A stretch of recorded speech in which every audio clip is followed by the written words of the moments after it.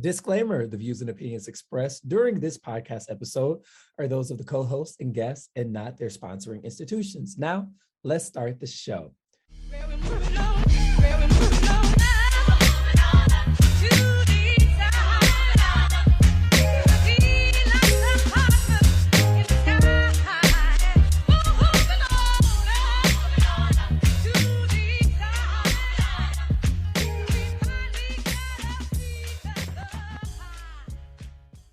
Hello, Detroit and the world. Welcome to another episode of Authentically Detroit, broadcasting live from our Zoom studios on the east side of Detroit, sponsored by the Ford Foundation, is a content partner to Bridge Detroit. I am Orlando Bailey. And I'm Donna Givens-Davidson. Thank you for listening in and supporting our efforts to build a platform of authentic voices for real people on the east side of Detroit. We want you to like, rate, and subscribe to our podcast on all platforms. We drop a new episode every week, so be sure to turn on those notifications. Today, we are recording our last episode of the year, and we thought it no better for us than to talk about our favorite things from the year 2021 and set some intentions for 2022. And who better to join us than Detroit's godmother herself, Miss GAIL Perry-Mason. GAIL Perry-Mason, welcome to Authentically Detroit. It's so great to be here. Do you know, I've heard that so many times, the godmother of Detroit. I'm like, when did I get that name? I don't know if it's aging me or what, but I'll just accept it and love it. That's all. You know what? Because GAIL, every time you say, this is my other godchild, it's like, how many godchildren can one person possibly have? And between all of those godchildren and all of the graduates of the Money Camp who are going on to do great, amazing things, it is like you have helped raise up an entire generation or a couple generations of young people. That is the purpose of that title. And unfortunately, it takes time to do that. So you and I are the same age, just about.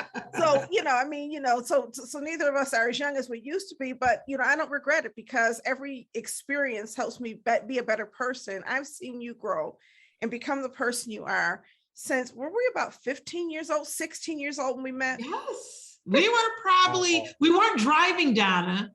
We were walking. We were either getting dropped off somewhere when we met. Right. You and I were getting dropped off here at 14 years old at U of D dances or wherever. Donna and I were getting dropped off. We were not driving. So we had to be like 14 or 15. So Donna and I met years ago. Yes. And everybody thought we were sisters. Right. And we are. I still think that. I mean, if you two are together and to see the banter and chemistry you two have, you two are sisters. Yes. And when we were younger, people would say, oh, you look so much alike. But here's the other funny thing. I was at a restaurant and I was talking, and it was one of my more enthusiastic days. I'm talking, this woman looks over me and she says, wait a minute, I know you. And she thought I was you, GAIL. Yes, I'm telling you, my intonations, I was like, this is really crazy. So yeah, I mean, phase. And realize, but when you're young, when you're like 14 or 15 years old, in Orlando, you see this now, is you're not 14 or 15 anymore. When you're 14 and 15 years old, you have no idea what people are going to become when they get older. Because you're just like at a party, listening to Parliament and having the cute boys over there and trying to get your groove on. And you have no clue that GAIL Perry-Mason is going to grow up and be the godmother of Detroit. It's just like, oh, there's GAIL. Let's party. Let's have fun. And inside we had fun. We did. We had a lot of fun. I'm telling you, the Plymouth Church Youth Group had to be the most exciting youth group to belong to in the entire United States. And I say that in memoriam to Steve Hood, who was certainly central to so much of what we did when we were teenagers. So we're going to talk about our favorite things this year, but I have to acknowledge that we've had some losses. Absolutely. And for me, Steve was a person who I was probably closest to just from the time we were teenagers. I was really close when Tanya Heidelberg, when we were young, right? Yeah. I was really close to her. And I was close to Doug Diggs when we were young and Tommy Longest when we were young. But Steve and I somehow stayed connected over the years. And we had always these great big fights, even at the parking lot of the Plymouth Church Youth Group, we get into these big arguments. Usually we'd be arguing over something stupid, but we were always there for each other. And so but But anyway, you and I, we were in this youth group together, the best youth group in the world. Yes, yes. That was the best youth group. I mean, I have to say, I still have, of course, relationships from back then. I mean, you and I from back then, so many people, like you said, from back then. And it's just, and Steve Hood, we would catch up. It seems like, I don't care what year it was, we would catch up and it was like we never left off. Right. Where we would start, start our conversation and everything. And I have to say, talking about, and I think this year it was going from like grief to grace. And that's what we're doing. And so every day I go to the water and I actually, pray every single day at the water. And I always pray for, I was like, okay, Steve, like, what would Steve do? What would Steve do in this situation? What would this person do? And I actually feel like these, they're around us. I believe that in all of my heart right now. So I think this year is a year from grief to grace. Ooh, that's really, really good. I love that. Grief to grace. Wow. Yeah. Only GAIL Perry-Mason can put that together. Grief to grace, right? But I think that's the only way to describe 21. Remember your pearls of wisdom. We used to get them every single day. Pearls of wisdom, just always trying to share that and help keep us focused. So this has been, a year where many things have happened. And not everything has been loss. There has been so much loss. We've also gained things this year. What are some things that you've gained, Gail, that you think, wow, I didn't expect for this to happen, and now it has, partly as a result even of the pandemic? I mean, so much this year. Like you said, it's just been, we've all gained things. I learned things from my money camp. I've been more creative. I think all of our creativity has just come out, like our gifts. I think we have to use our gifts in a different way. And I think this is a way that God is showing us, like, hey, you got to use your gifts in a whole different way. So I even look at my money camp. For example, this year I put in mental health, and I would never even think to put in mental health with, a group of kids. I had 261 kids this summer, and we were at the Aretha. So I'm like, thank God, there's Shahida. She gifted me. You're talking about favor. She gifted me the whole place. So it's kind of like, wow, I had, here it is. I have, so it's like so many different things happen where we had so much favor, whether it's, StockX or whoever is like, hey, can your kids do something with StockX? Or, whoever it is, it's just so many people had gifted us. So, but one thing, not only with the favor, but with bringing in mental health, the young people truly enjoyed it. So how I do I do a tug of war game. So I had these ropes, and so I brought all these ropes this year, which is crazy, to my camp. Everybody thought I was crazy. Like, you're bringing ropes to money camp? Like, what is that going to do? And I said, well, hey, I got to show the kids, we did Roblox stock against Croc stock. So it's kind of like I put, I divide the kids up like stock, small cap, mid cap, whatever. So I put small cap against mid cap and say, hey, you're going to be Crocs and you're going to be Roblox, the small cap, and then the middle schoolers are going to be Crocs. And they had to say, I said, when you have to look up the stock, tell me what it's doing, tell me when to hold on, when to let go. You can get burnt, just like you're holding on to the tug of war. Get burned if you hold on too long. You can't hold on too tight. You can't love anything that can't love you back, because you got to just you got to figure out, it's a strategy on when to hold on and when to let go. So anyway, they were going back and forth. No, Crocs is better than Roblox, blah, blah, blah, all this kind of stuff. And it's going to be great, around forever, all this kind of stuff. So they were getting their hands on, so don't get your hands burnt. So anyway, but then when they got done, I had all of these therapists, and they were called change agents. So I had them with signs all over the place. So when they get finished saying, I say, so what did you learn? You can't hold on. It's a strategy, holding on and letting go. What about holding on to happiness, holding on to disappointment, holding on to joy, or letting go of anxiety, letting go of depression, letting go of, different, hate, letting go. When do you forgive? So I had all these change agents around, and then they had to go and talk about when to hold on and when to let go. So that was the thing. So I did it with economics. Then I changed it into real life and mental health. So it's the same exact thing, with the stock market, it goes up and down. It's emotional, but when do you have to just let go and have balance?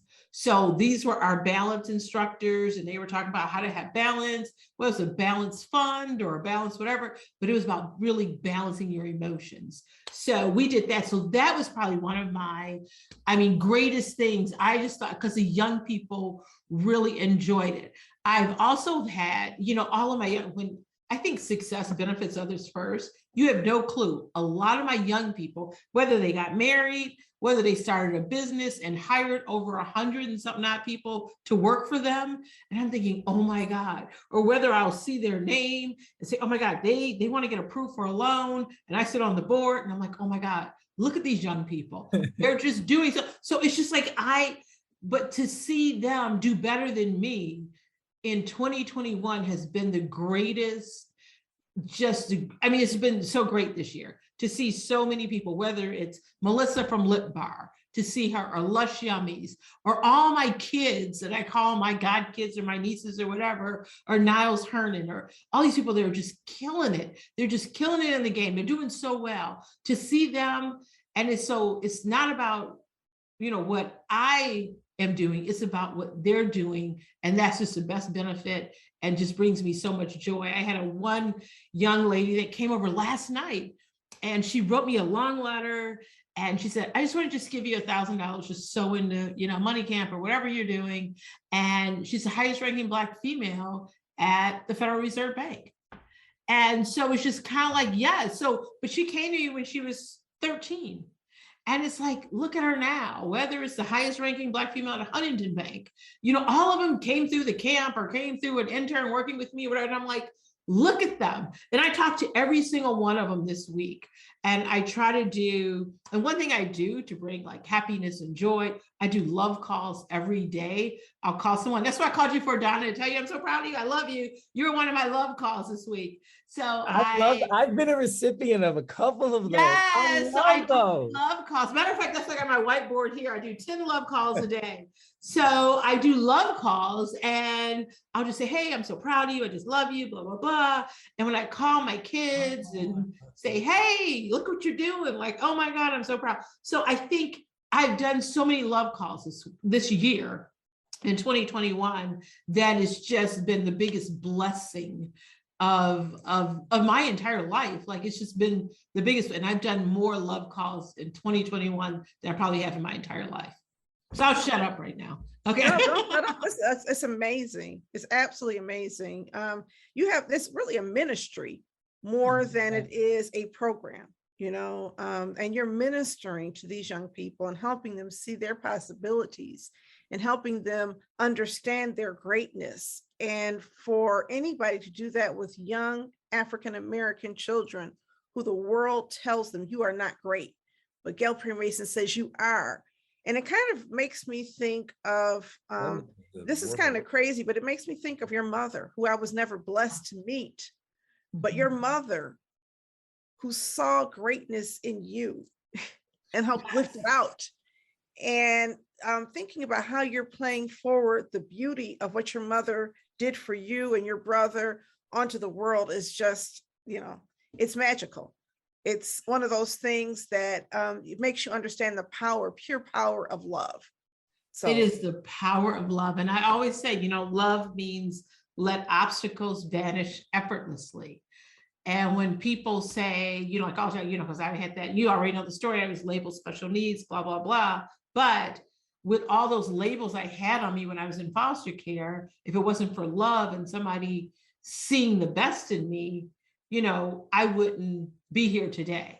Right. So I look at it as, so when I see someone, I always look at the best and I'm like, oh my God, I see so much promise in you. I see this, you could just see greatness. In all of our African-American young people, you can't see anything but greatness, and you got to pull it out of them, whether they see it in themselves or not. I think it's our job. It's all of our jobs to see the greatness in them and to tell them their greatness. I tell all of my sons, I say, I'm your biggest cheerleader, but then I'm a cheerleader for all these other young people. That's my job, is to be a cheerleader. And that's our job, not to critique them, not to do this. We can do constructive criticism, yeah, but to pull out the greatness in them. But you don't start with the constructive criticism. I'm sorry, Donna, go ahead. No, go on. I was just saying, you don't start with a constructive criticism. A lot of people think that the way to a young person's heart is I'm going to let you know what's wrong with you and help direct you in the right path. You start with love.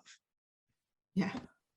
Because you can't really get to a young person unless they know you love them first. Like you don't start, you cannot apply discipline where you have not first applied love. I really, really, really believe that. But to have held a camp with all of these young people at the center of at one of the centers of Black culture in Detroit, at the Aretha, formerly known as Shane Park, Shahida, who I say is a curator of culture in our city, a main curator of culture in our city.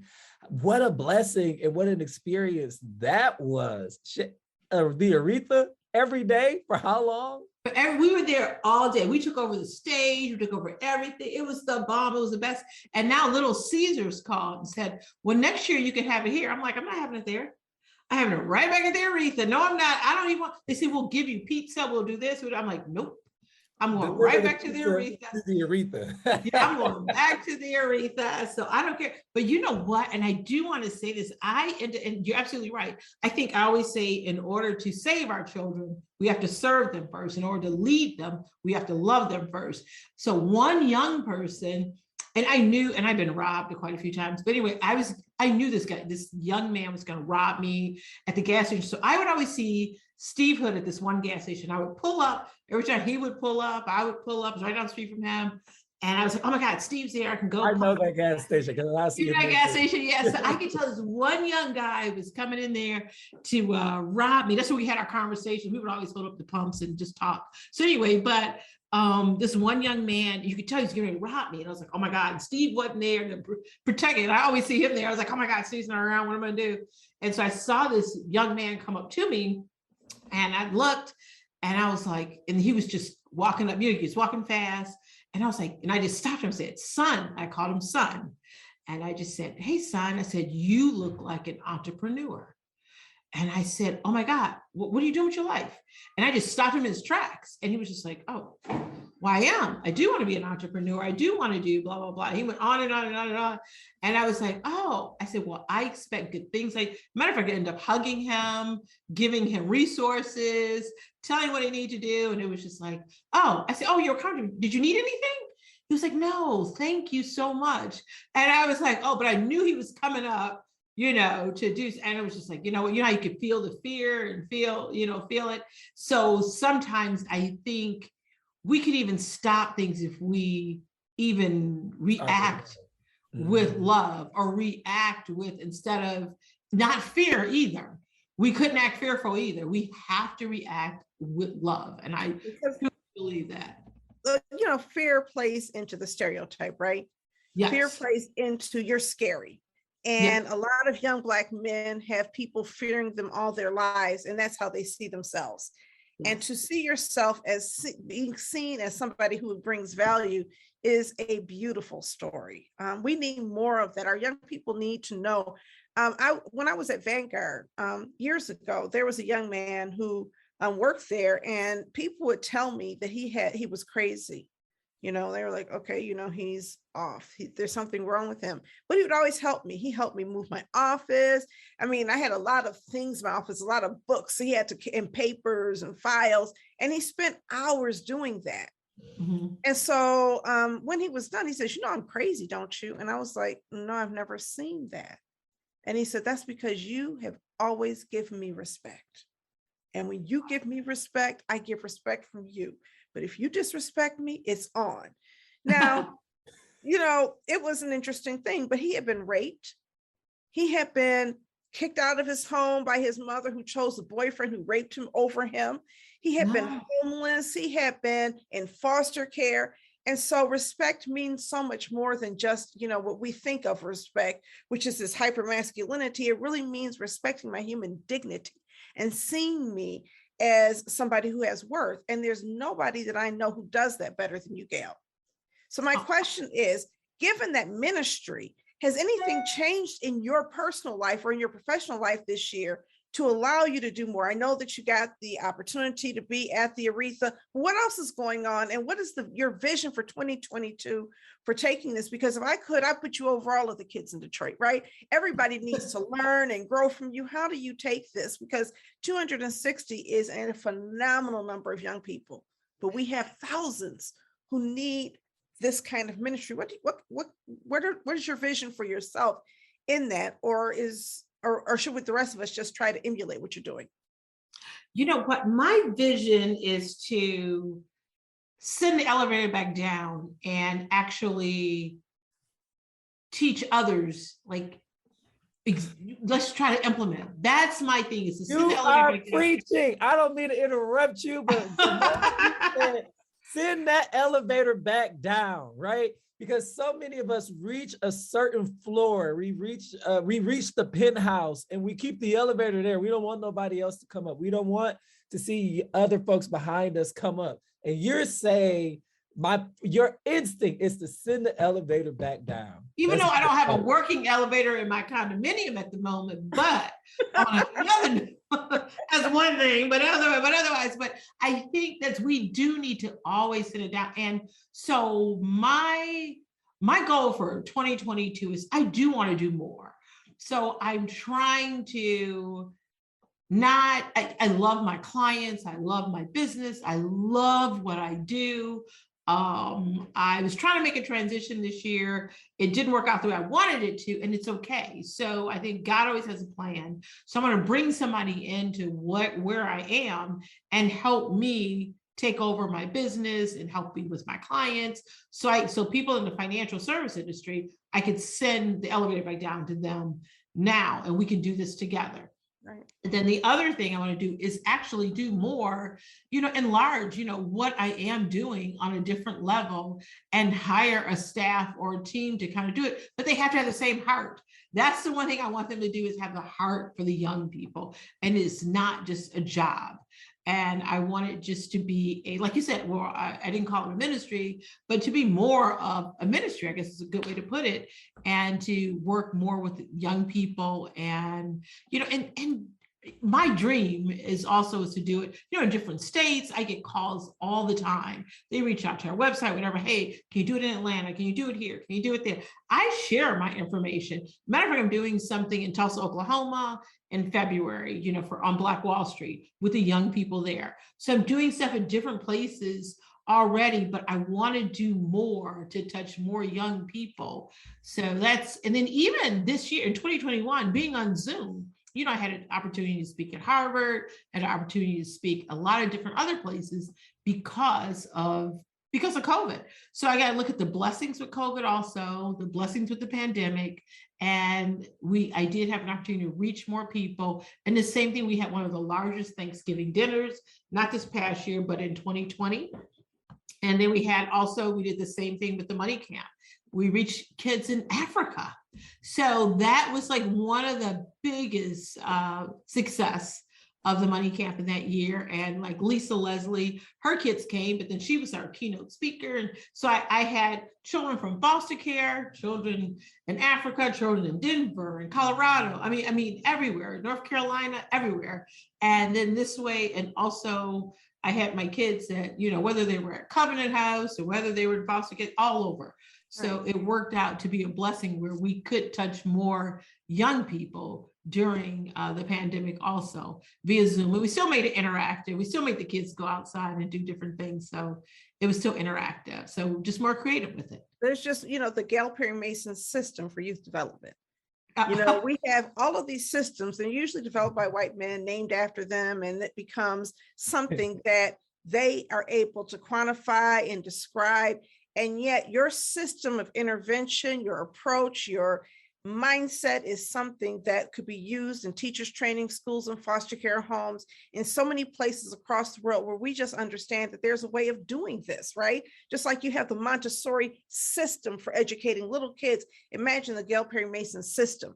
I just think that what you are bringing to this world and bringing to this space is something that has to be replicated.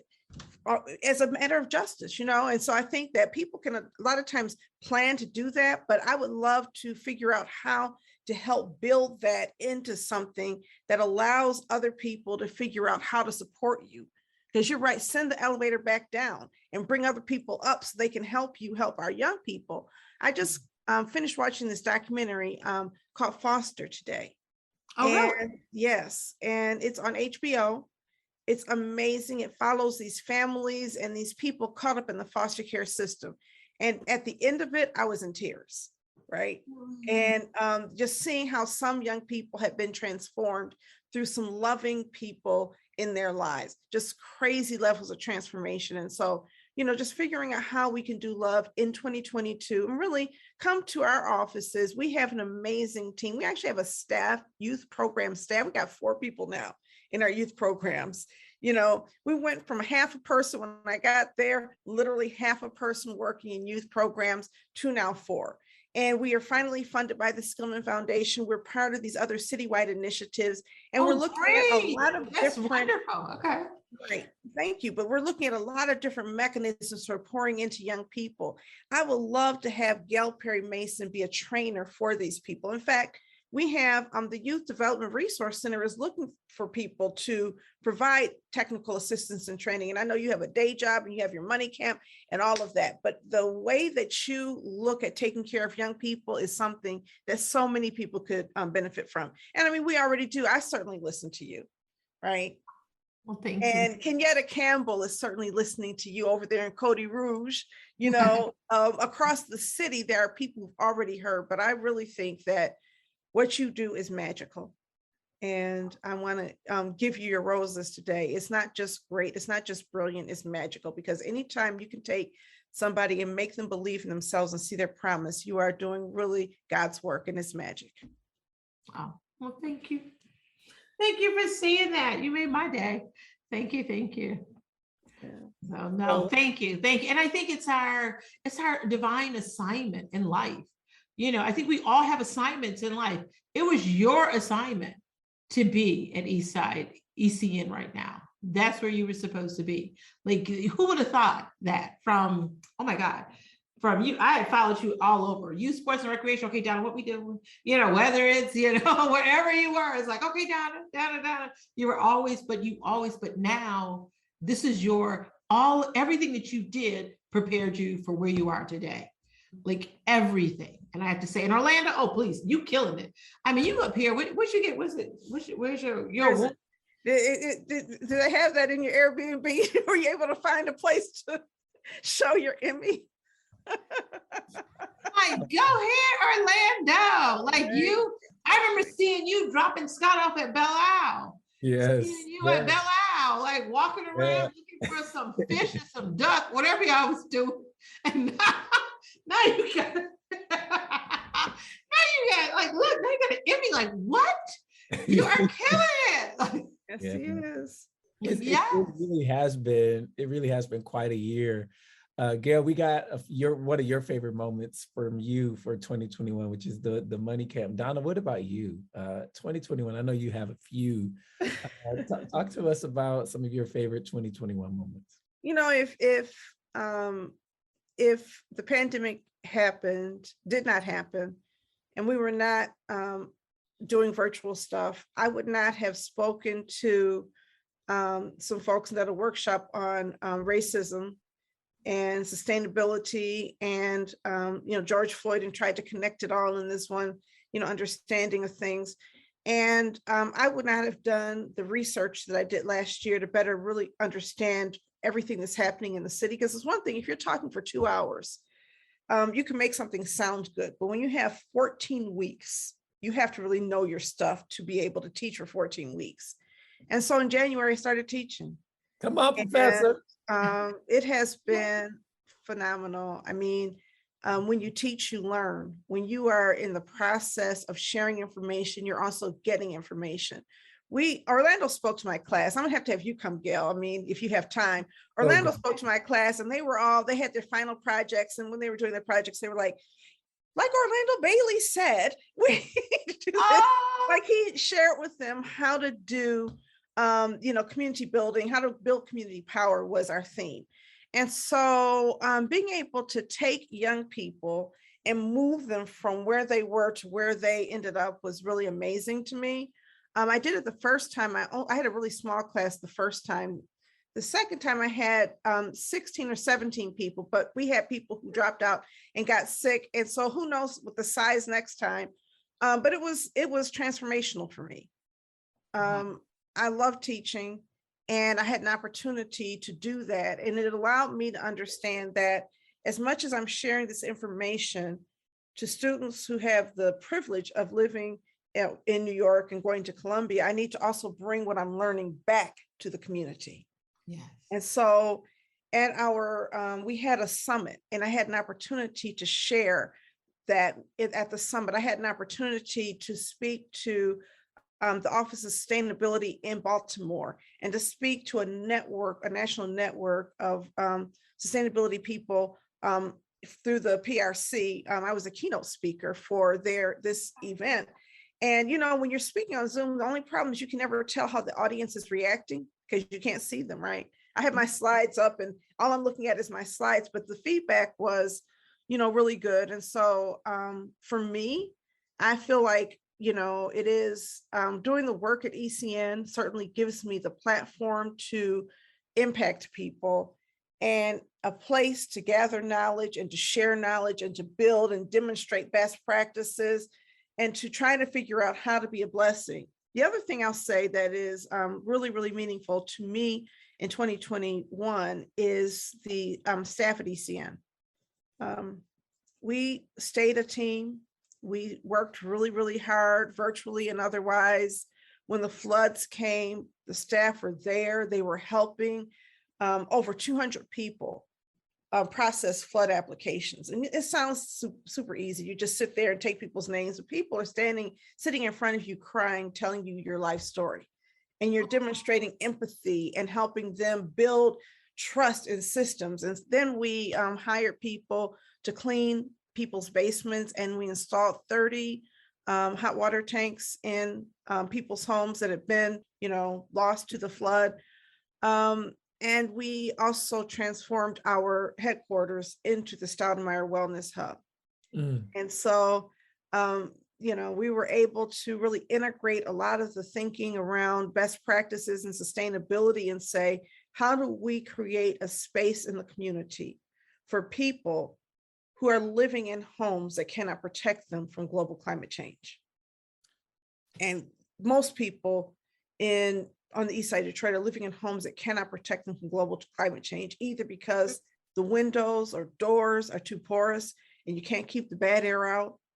You don't have air conditioning to cool the air, so you have to open up the windows in the summertime, even when you have a surge in volatile organic compounds and other toxins in the air. You have to let them in your home so that your indoor air quality is crap. Not to mention, a lot of times you're living in older homes with lead paint and radon and, all of the problems that we have for contaminating our soil across the city of Detroit.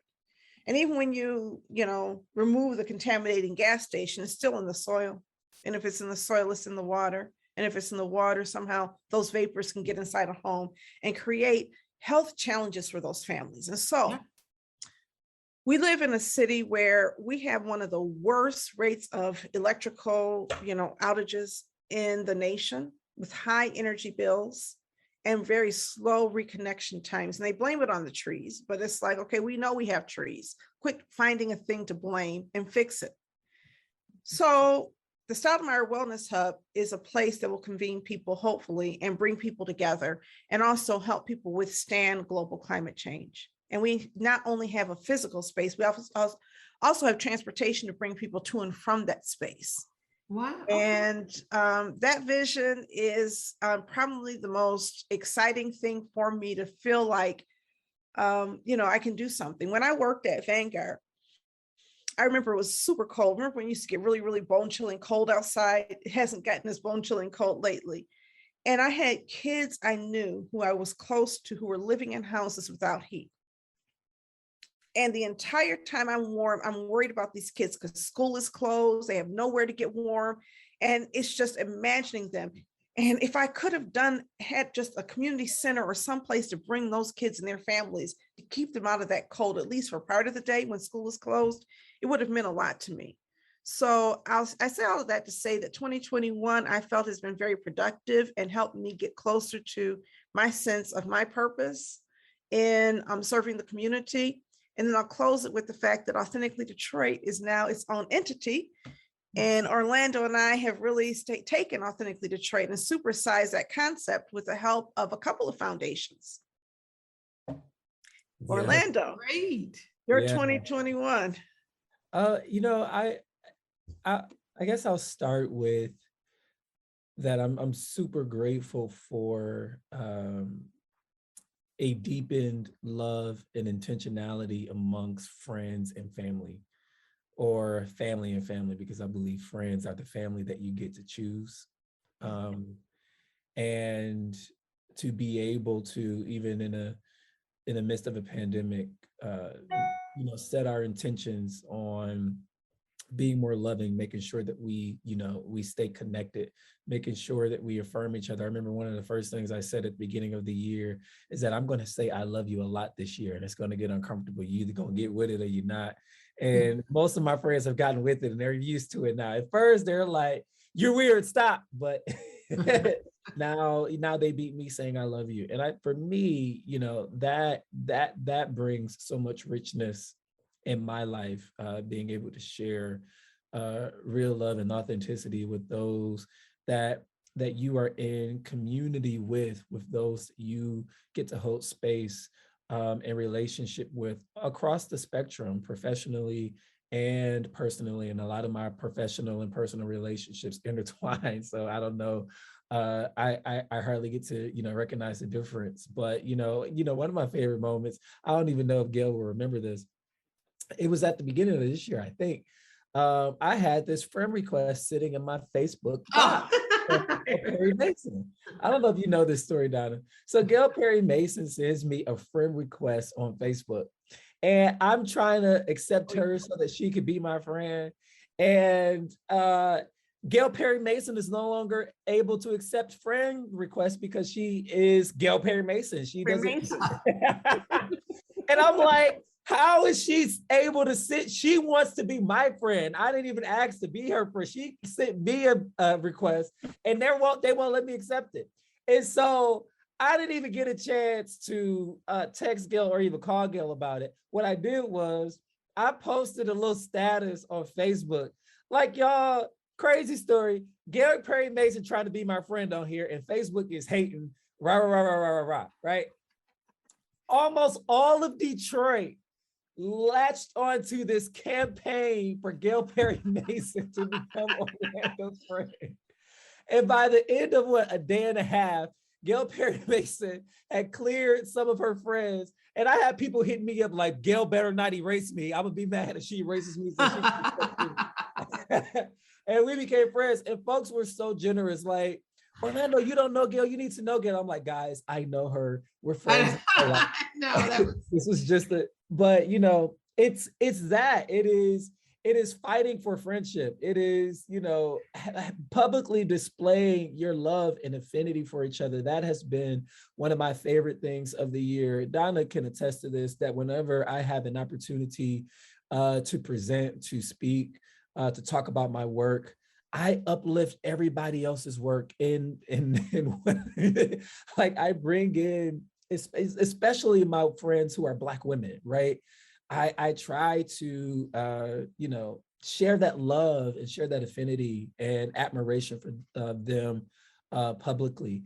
And for me, that has been the greatest joy, sharing the platform that I have with all of the people that I love, with all of the people that I admire in 2021.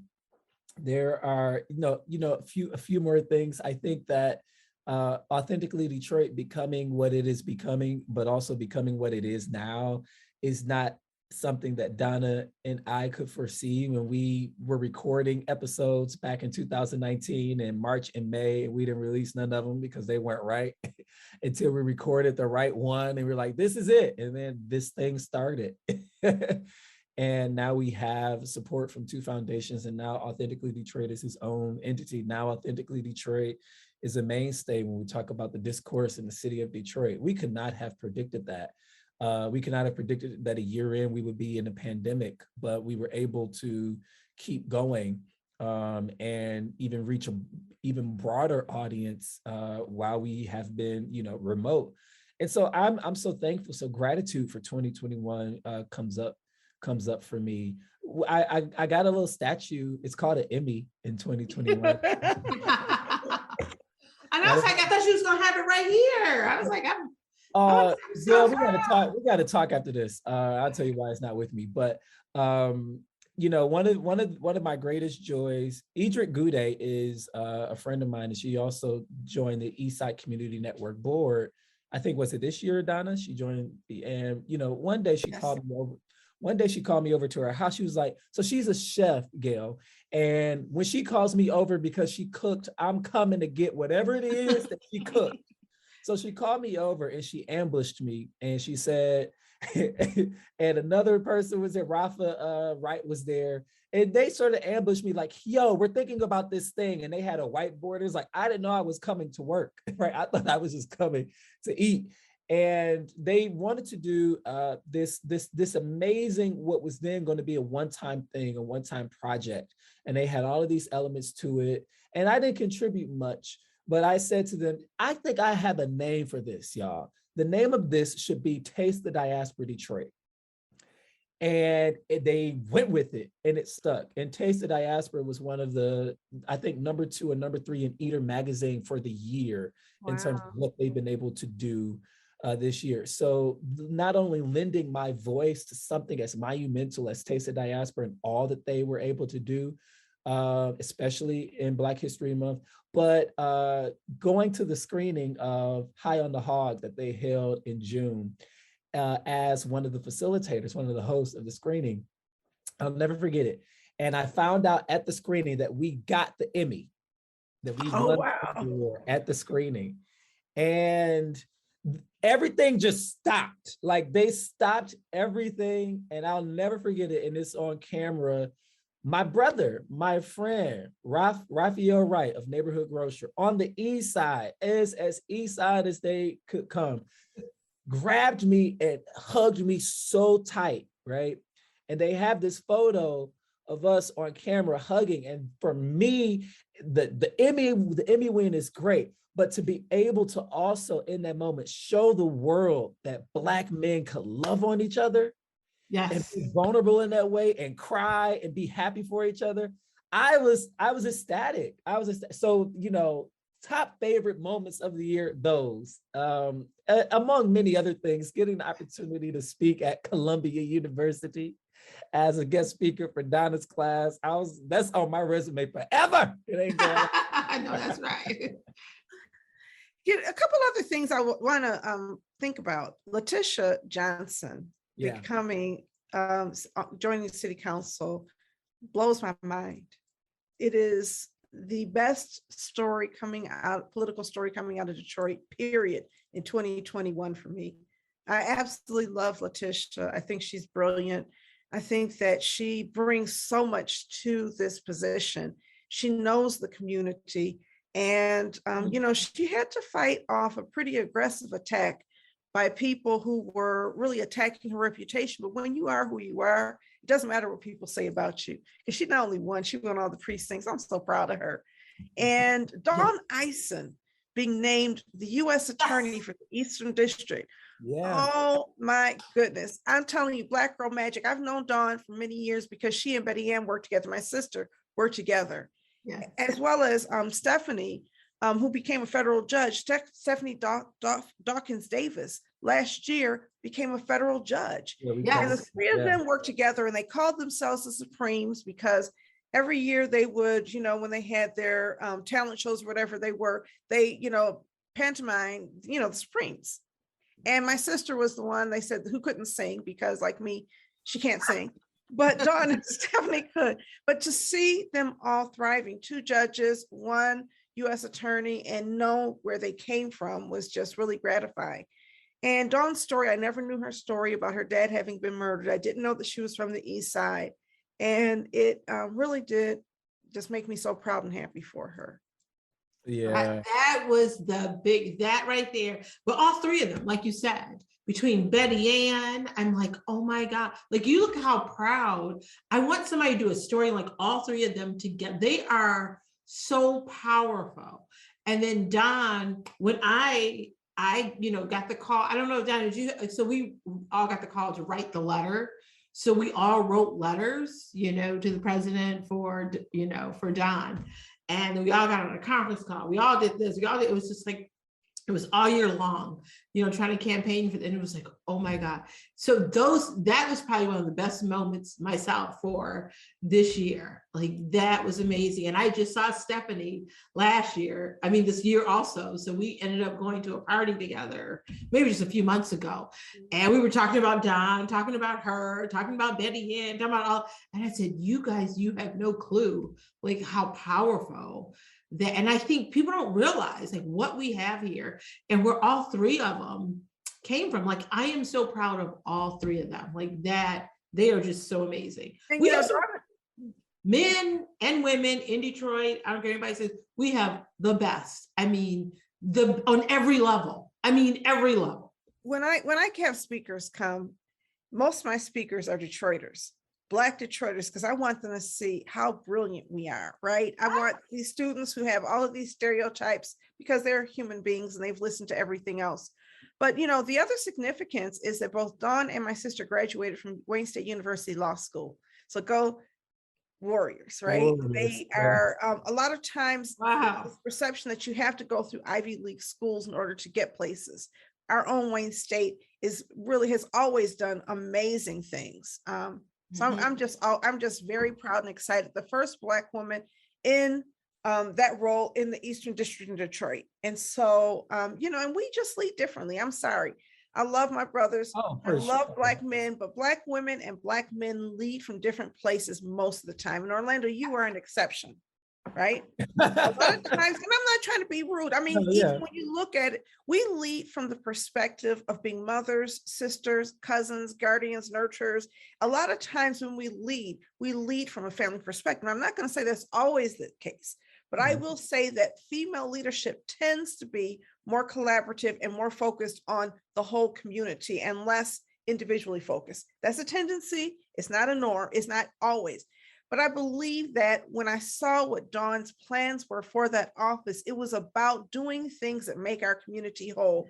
It was not this get tough and lock them all up, mindset. It was something that was very, commendable. And I was excited about it. I was like, wow, she's really looking at fixing problems I agree are problems and not locking more people up. Thank you. Yeah, I love it. Let's set some, I honorable mention Black Thriving in Paris, another one. Yes. Of 2021. But let's set some intention for 2022. It is a year that we're on the brink of a lot of things in the ether around what 2022 would look like, given the COVID-19 pandemic, given our how some of us are turning sour with political leadership on the federal level. Just, it's so many things in the ether. And I wanted us to come on and, set some, positive intention for 2022. And of course, we knew we had to have Gail Perry-Mason on to help us do that. So for you, Gail, for 2022, what intentions are you setting? I think, politically, sometimes we do have a voice to vote. I think we do need to do something with our voting. I do, but I think we can. And I think each person can do something, and I'm not going to talk negatively about politics or negatively about anything that way. I'm talking about being more positive about what we can do with and I think we should encourage the younger generation, encourage the next generation to get prepared to run for office. and not be, Dr. and I Donna's language think right that there. that is one thing, and to groom them. We need to groom them. We need to have something together to groom them. And my thing, and this is what I try to do, and I think this is one thing I'm going to do, be more intentional about in 2022. Every time I have an opportunity to go to, whether I get invited to Black Wall Street, or whether I get invited to the Berkshire shareholders meeting, or whether I get invited to, a dinner somewhere, I always ask for a plus. I have my +1 strategy. So for 2022, I'm gonna change my +1 strategy, because I always like, if I got a seat at the table, I'm bringing somebody else to the table with me. So that's what we have to do, whether it's somebody younger, whether it's somebody who could also have the knowledge. So for 2022, I think we need to bring more people to the table. Together, we are so powerful. If we look at our chambers that were coming together, Chastity, what she's doing, and just love what she's doing too, is bringing more African Americans together to make change, to circulate our dollar. That's the power. Doesn't really come from our dollar. The power comes from our togetherness. So I think if we do bring more people and stop the bickering, or we got to agree to disagree. We can disagree on certain things. It's okay. It's like, okay. But I think we do. So for 2022, I do want to bring more people to the table and have power, and power with unity, power with love, power with also an agenda, and execute that agenda. Don't just have a meeting for a meeting. No, actually execute something. Let's get someone in office. Let's get someone on that ballot. Letitia, she went door to door. Nobody did that except for her going door to door, actually talking to people. We need to do that, and we need to actually follow her model of what she did. She should talk to younger people. So we all do need to come together. And I'm going to have, as soon as COVID is over, the way I have these young people for dinner at my house, I'm going to keep having my Soul Food Sunday dinners on 2022, bringing young people together, having them have a seat at my table. I feed them, and then they tell me what they think. And I think we need to listen more in 2022, intentionally, to all generations, to our older generation. You look at Donna's mom, who has so much wisdom that we can gain from. Look at our generation. Then you look at Orlando, your generation. We can learn from every single generation. So I just think I'm going to listen more, and I'm going to love more, and I'm going to learn more. And I'm going to have a seat. I'm going to bring others to the table whenever I have a seat at the table. So that's my 2022. Donna, you want to go? Sure. My 2022, I feel like, as a community development corporation, today is the third day of Kwanzaa, and we are celebrating Ujima. And that is really where we work cooperatively to solve problems in our community. I'm not sure it's cooperative, actually, I'm trying to remember the exact wording of what Ujima is, but that whole cooperative where we're listening to and taking care of our own people. And I think of all of the people in our community who are not being taken care of, people who are invisible, whether they are homeless or whether they're just poor, women, men who go to Capuchin Soup Kitchen, which is just across the street from us, or who are, populating the streets in front of Bewick Market, and young people who are young parents trying to establish households and trying to figure out how to make it. I feel as though we don't do, thank you, it's collective work and responsibility, Orlando. I knew it was collective. I was just trying to remember what the collective was, collective work and responsibility, but we don't do a very good job of bringing them into the fold. We do a very good job of criticizing this group of people for not, or these groups of people for not voting, without understanding that we are not proposing solutions for the problems that they have.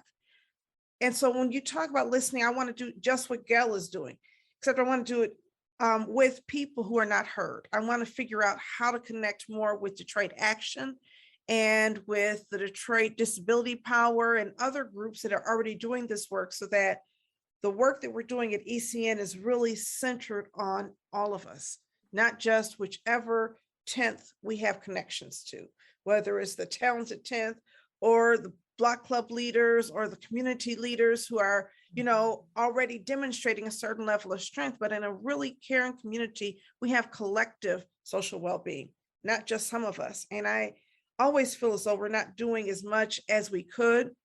We were supposed to do that in 2020. We were going to walk door to door and knock on every door on the East Side. Do you remember that, Orlando? That was a vision, right? We're going to go door to door. And then the pandemic hit. And when it was warm enough, we were all hiding inside, so we couldn't go door to door. But we're going to do that next year. We're really blessed on the East Side to have some women who are now the designated queens of the East Side, Edith Ford and Brenda Butler, and there's another one, I can't remember her name, who actually used to be in YOE when she was young.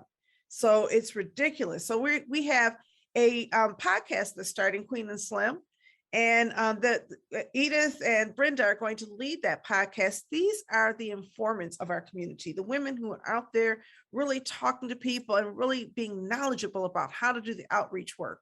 And so I want to center on their leadership, support their leadership, because they are such amazing people in our community.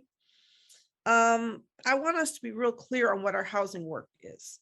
So for so long, housing has been so unclear to me. Do we acquire and rehab housing and stuff like that? But as I talked about, people living in inadequate homes, I want to put together a strategy for retrofitting housing that people in our community live in, so their quality of life inside their homes can improve.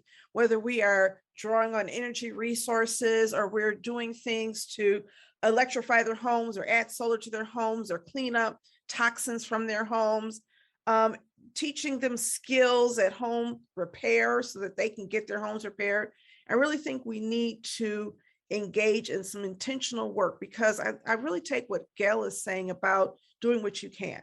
You can wait forever on the government, the same government in previous generations that enslaved our people, created redlining and everything. How can you be the problem and the solution? We have to be our own solutions. Right. And the government is not going to finance that. When, the most powerful speech I heard about this was when somebody pointed out that the years following Reconstruction, the post-Reconstruction era, was the most productive era for Black businesses and Black self-determination really in US history. Not now, then. When we knew the government did not care about our well-being and was not going to solve our problems, we got out there and we did the hard work of creating Black colleges, and all of the social organizations and the civil rights organizations and movements that formed in that time formed almost as a result of us understanding that the power was within us to make the kind of changes. So yes, I'll still vote, but I think we also have to act. And I really want to be somebody who can help connect people in our community to the resources. What about you, Orlando? I love that. I guess for me, setting intention for 2022, I want to model what it looks like to break up with false urgency. I think capitalism forces us to just keep going and forces us to always look at results and trying to be productive and whatever that means. And it raises up false urgencies. We got time. You have time to rest. You have time to sleep. You have time to be loved on and to love on your family and your loved ones, right? So I'm breaking up with false urgency. Something that my therapist and I have been talking about, and I've employed it, but I'm going to employ it again. She says something like this: Orlando, if it is not a hell yes, then it is a no. And so anything that comes across, any opportunities that come across, I'm holding it up to that benchmark, as I have been all year long. If it's not a hell yes for me, it's an absolute no, and I'm okay with saying no. I'm also centering, I think an occupational hazard and a hazard of the calling that's on Gail's life, on Donna's life, and on my life is that we center everybody else and their needs and what they need, and we try our best to do whatever we can to meet that need, sometimes at the expense of our own selves, at the expense of our mental health, rest, finances, what have you. I am setting an intention to remember to center Orlando within this next year, right? I am going to continue to create platforms to give away to folks who deserve the agency, who deserve to have their expertise and narrative cascaded on the airwaves, on television and print, what have you. I am setting an intention to put our elders on record. I want to put our elders on record because for me, that is urgent. One of my favorite authors, Jason Reynolds, had an experience at one of his book signings. He's like the National Youth Literary Person or something right now. He rewrote Ibram Kendi's book with him. And he was at a book signing and someone said, do you know what they say in Senegal when the elder passes away? And he said, no, tell me what they say. He said, they said, a library has burned. There is so much wealth and so much knowledge in our elders. And I want to put them on record. It's starting with those in my family. And so for me, that's urgent. The urgency of the griot, this is what I was talking about in Donna's class, is of the utmost importance. And so I want to continue to hold up and strengthen and chain like strength our storytellers. I want to hold up Catrice Stafford, right? I want to hold up Olivia Lewis. I want to hold up Bryce Huffman. I want to hold up Nancy Kaffer. I want to hold up Candace Fortman.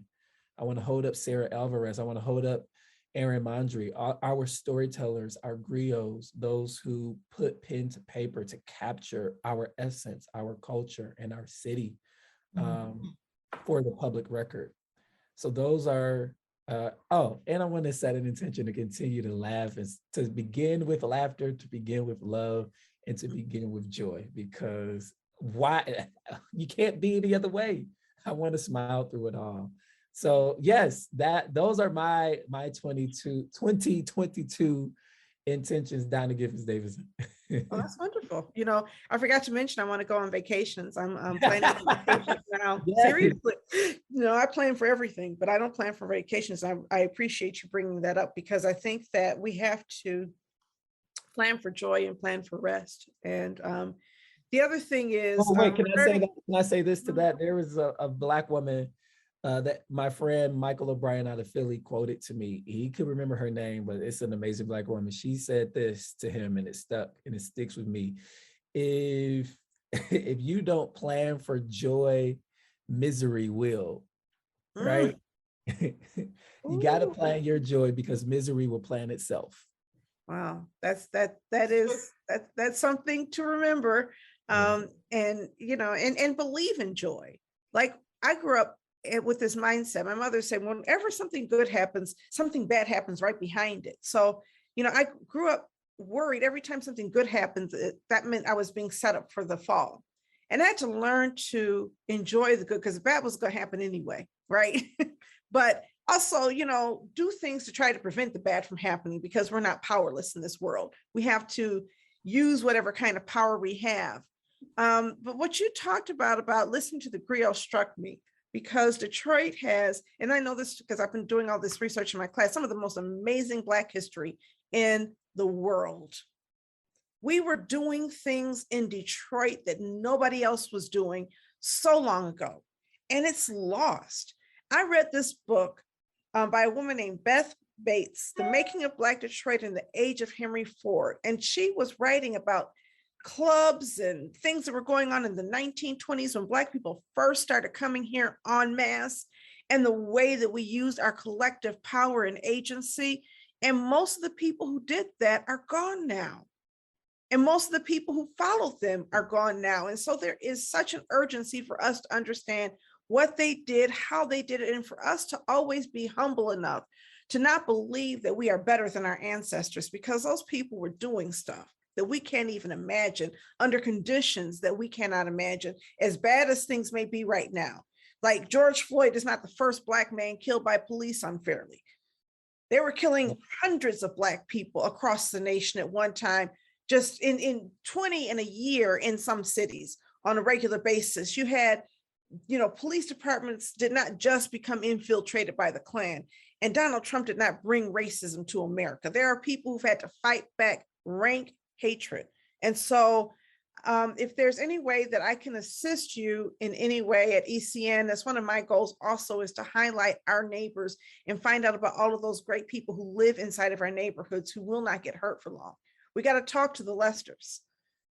Yeah, they have to be on record. Yeah, yeah, Donna, absolutely. And I'll figure out what that looks like.